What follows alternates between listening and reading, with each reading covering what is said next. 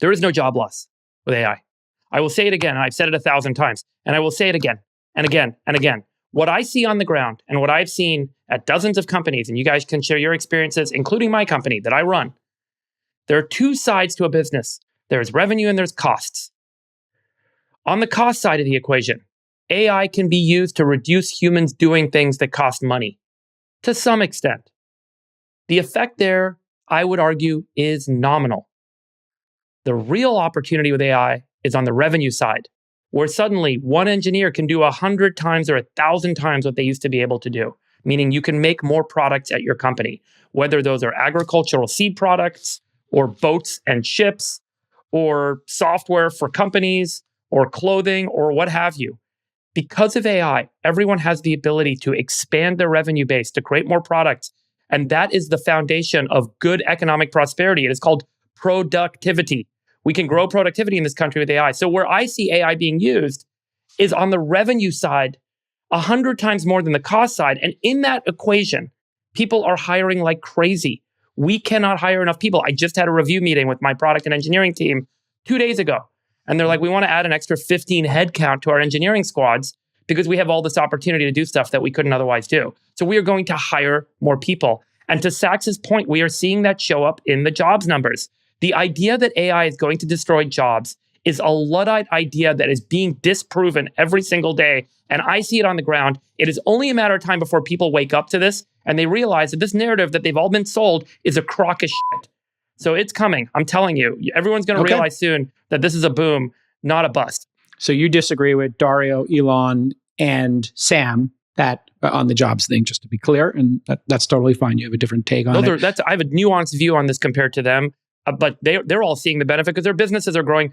Dario's got his $40 billion revenue business. Why? Not because people are firing customer support reps. It's because people are creating products they've never been able to create before. Right. That's the reality of what's going on. Jason, I don't like you lumping in what Elon said with Sam and Dario because I think all three of them have said slightly different things or different enough things. So, for example, Elon is describing an end state for humanity where the robots and AI are able to produce so much that people don't have to work if they don't want to. And there'll be a universal high income is what he added to that. I mean, it's almost utopian. And the question is, maybe that could be 100 years away. He might think it's quicker, but that to me sounds like a very far off end state.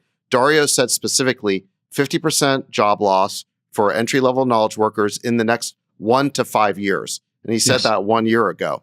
Yeah, it's great to clarify these. Yeah, I think that's already been refuted. Sam has walked back. Yeah. Sam has said that he basically, I don't think he quantified, but he said that job loss was coming. But he said more recently that he was wrong because they're not seeing that in the numbers.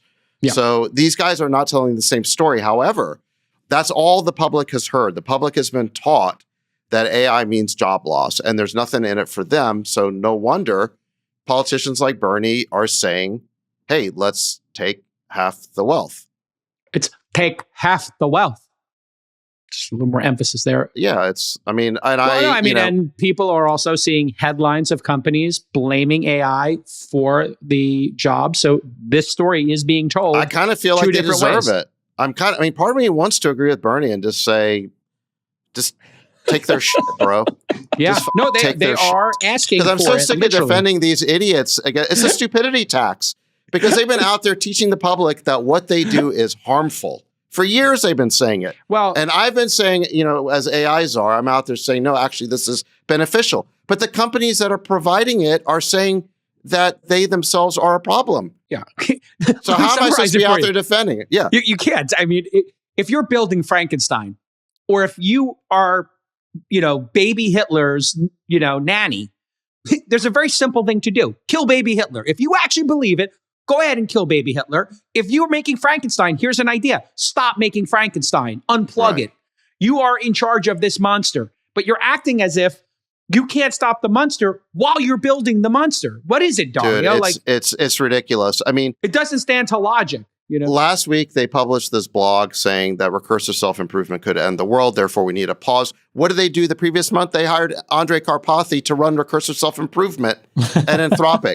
They're complete hypocrites. The messaging is nuts. Yes. And I think Ben Thompson made an excellent point that one of the reasons he thinks that they put out that blog post on the pause was to justify the anti-competitive step they took this week of depriving users of the ability to research AI, machine learning, and chip design using Fable. Okay, so Interesting. look, these guys are deeply hypocritical. I don't think they can be trusted on their own terms. They can't be trusted because what they're saying is contradictory and self-indicting. And so when Bernie comes along and says, hey, let's take their shit, I mean, as a capitalist, I'm against it, but I kind of like understand where he's coming It's a game from. on the field. Chamath